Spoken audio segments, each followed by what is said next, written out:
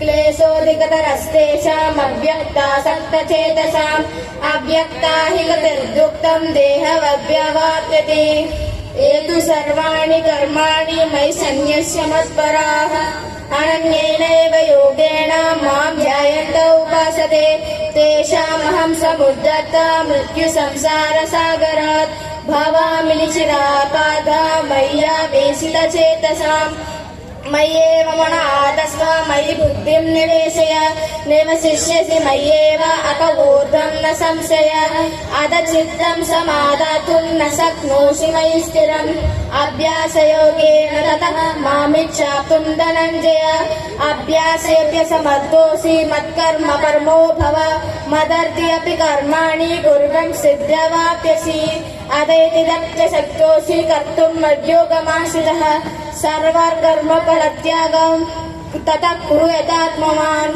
ಧನ್ಯವಾದಗಳು.